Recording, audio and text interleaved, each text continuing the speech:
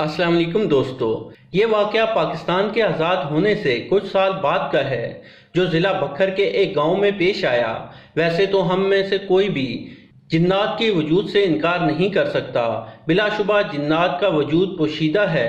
अल्लाह ताला ने इंसान की पैदाइश से कबल ही जिन्नात को पर्दा दे दिया था, लेकिन हम में से फिर भी किसी न किसी का बिला वास्ता या बिल वास्ता जिन्नात से पाला पड़ता रहता है और मानने वाले इन बातों पर यकीन भी रखते हैं।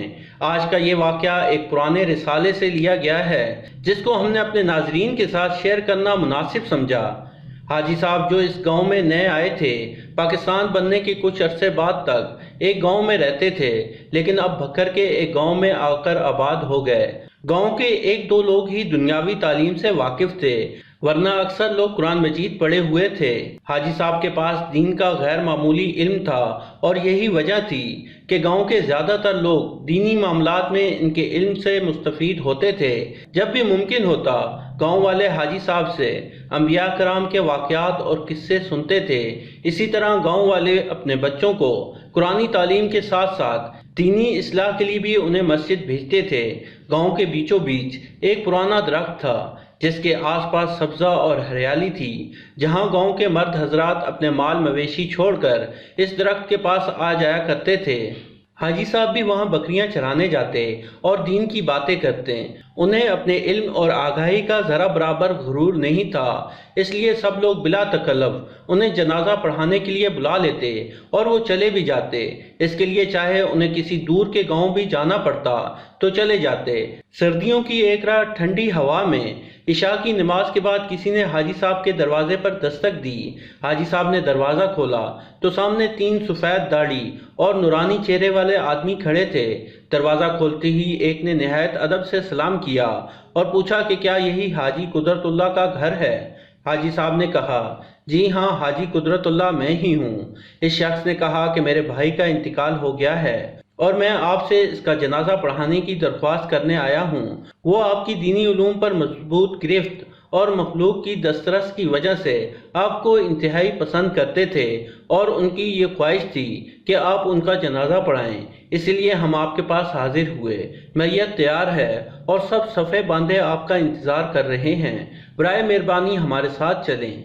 हाजी साहब ने कहा कि क्या मैं उनको जानता हूँ या वो मुझसे मिल चुके हैं। इस शख्स ने जवाब दिया, मेरे भाई आपको आपके पुराने घर में सुना करते थे, तब ही वो आपसे इतनी अकीदत करते हैं। हाजी साहब ये बात सुनकर और उनकी हरकतों सकनात देखकर कुछ अजीब महसूस कर रहे थे। वो शख्स बिना पलकें झपकाए हाजी साहब को देखकर उनसे गुफ्तगू कर रहा था और बाकी दो खामोश खड़े होकर उन्हें देख रहे थे। हाजी साहब के लिए रात को जनाजा पढ़ाना कोई नई बात नहीं थी, इसलिए उन्होंने इन आदमियों से कहा कि आप रुकें, मैं अपना लिबास तब्दील करके आता हूँ। हाजी साहब के लौटने पर वो लोग हाजी साहब के आगे आगे चलने लगे और चलते चलते गांव की हदूद से बाहर निकल आए।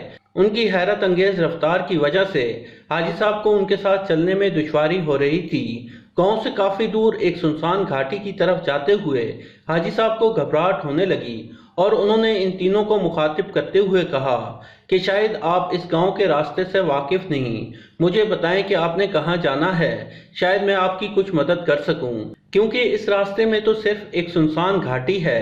पहले वाला अचानक बोला, ए आदमजाद डरो नहीं, हम बिल्कुल दुरुस्त सिमत जा रहे हैं। इसकी ये बात सुनकर हाजी साहब डर गए।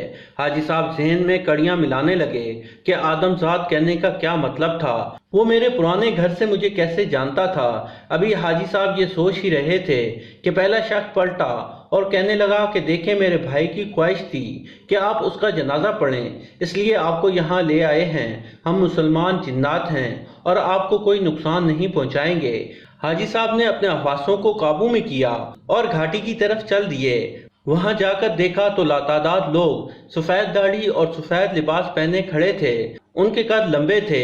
हाजी साहब ने जनाजे की इमामत करवाई। इमामत के बाद जो जिन हाजी साहब को लाया था वो उनके सामने खड़ा हो गया और कहने लगा कि आपका बेहद शुक्रिया कि आपने मेरे भाई की ख्वाहिश पूरी की। हमने बहुत दूर जाना है। उसने जेब से चंद कोयले निकाल कर हाजी साहब से कहा कि ये आपका हदिया है। हाजी साहब ने डर के मारे एक छोटा सा कोयला उठा लिया। वो कहने लगा, अब आप जा सकते हैं। हाजी साहब चले ही थे कि उन्हें पीछे से खुदा हाफिज की आवाज़ आई हाजी साहब ने पलट कर देखा तो सब जा चुके थे। हाजी साहब पसीने में शराबूर हो गए और बेहोश हो गए। जब होश आया तो वो अपने घर में थे। उनकी बीवी ने बताया कि आप घर के दरवाजे पर बेहोश हो गए थे। हाजी साहब को कोयले का ख्याल आया। उन्होंने वो निकाला तो वो हीरा था। हाजी साहब कभी भी इस वाक़े को नहीं भुला पाए। तो दोस्तों, ये थी हमारी आज की कहानी। पसंद आने की सूरत में लाइक करें और अपने दोस्तों के साथ शेयर करें, और मज़ीद ऐसी कहानियों के लिए हमारे चैनल को सब्सक्राइब करते हुए साथ मौजूद घंटी का बटन भी दबा दें। शुक्रिया।